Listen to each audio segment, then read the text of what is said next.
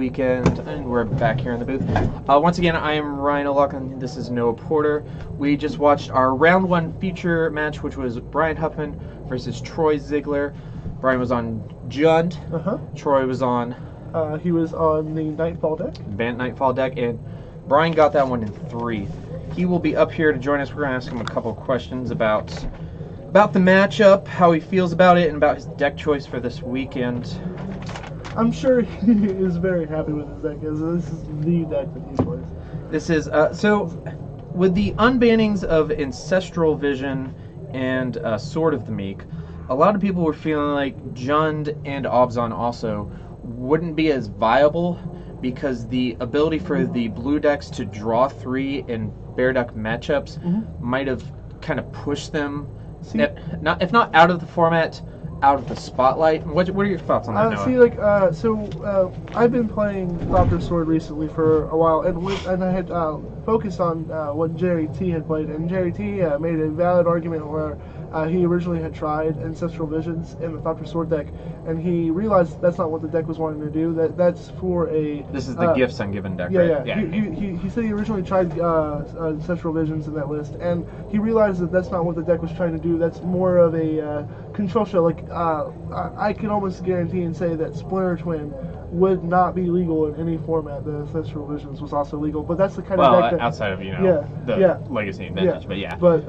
that's where, that's the kind of strategy that Ancestral Visions would shine in, as a control list, where he had said that wasn't what the deck would want to do. The deck would rather play Thirst for Knowledge. So, Thopter Sword Thirst for Knowledge is a powerful card. Is a very, very strong combo, but it's very skill-oriented. Jerry T had made a comment saying that if he was to play the same, even though he made the top 8 of the tournament, if he was to play the tournament again, he would not play the same deck because of the lines of play that you have to make and how much you have to think. And he said it's very, very grueling, and it's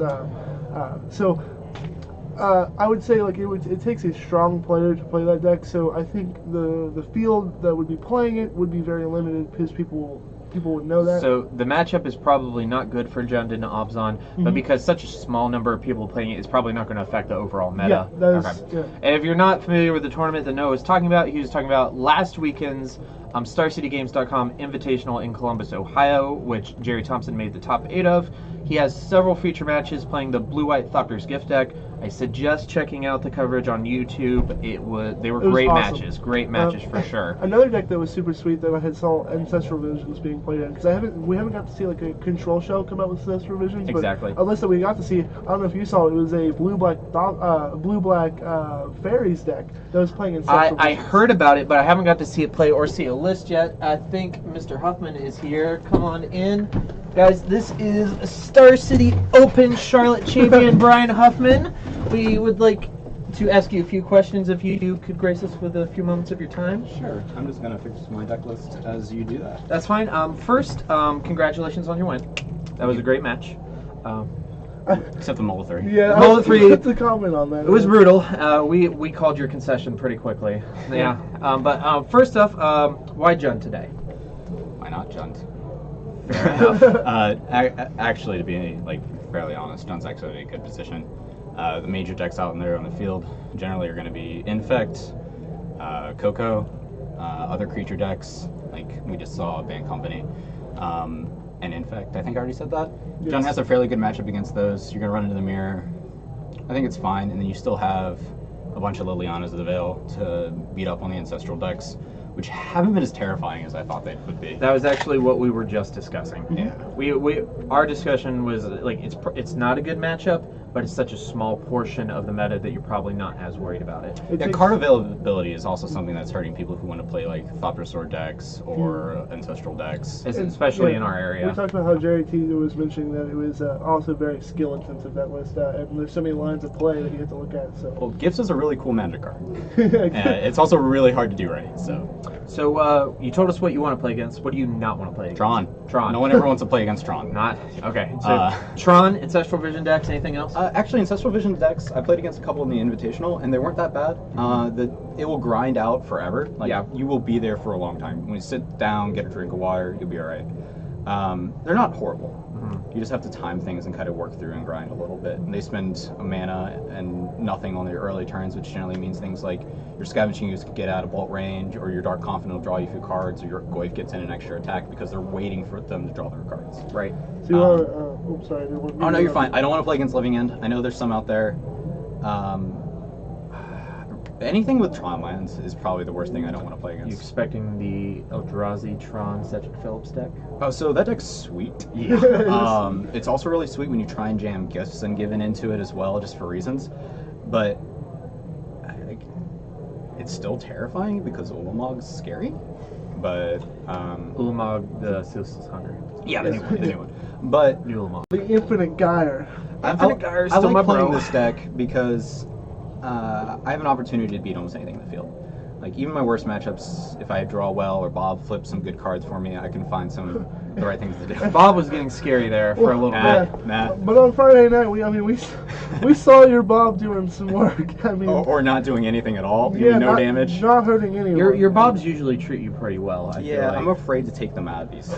Yeah, no, you want to leave them in the sleeves as long as possible without getting any kind of warning or deck. You want to talk to him yeah, about how he pretty much. sideboarded in that matchup? Yeah, how did you sideboard? What'd you take out? What'd you bring in? So I know they have a lot of smiters, which actually makes the Leon the Veil kind of awkward. But the other part that makes it real awkward is Guy Sustain Traft.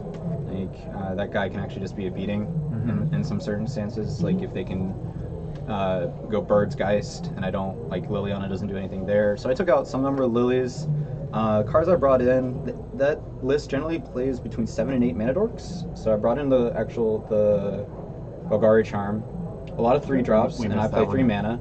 So I brought in the Engineer Explosives. Okay.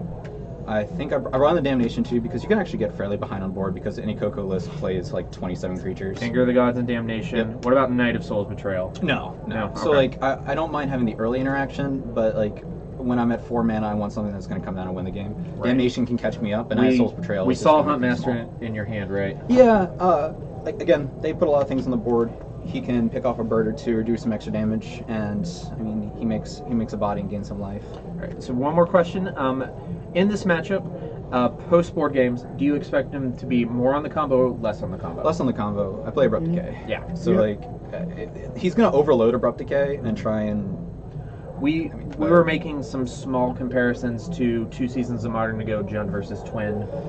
Yeah, I could see that. The combo's kind of sweet, but I wanted to build this deck for a while, Right. and I can really see anyone who's gonna build this deck to trim on the retreat, not the Knights, because the Knights is infinite value. Yeah, we Of course. talked about how like that card is underrated in a sense. How powerful that card can be It's sometimes. the best card ever. Just saying. He's biased. Just I just know. ignore Knight him. or Forest? I can't pick my favorite card. Forest. Forest. Gross. Thalia's Gaddock like Teague? that. Thalia and Teague, they're right under there. Mom. They're right under It's all about that Mom. mountain or that Darksteel Citadel. I like Verdant Catacombs. All right, guys. Personally. We're gonna get Brian back down to the area so he isn't late for his round 2. We're gonna try and find once the pairings go up, we're gonna find a sweet round 2 feature match for you. So we're going to be signing off here. Brian, thank you for joining us. Yeah, no worries. I'm gonna head out. All right, thanks. We will be right back, guys.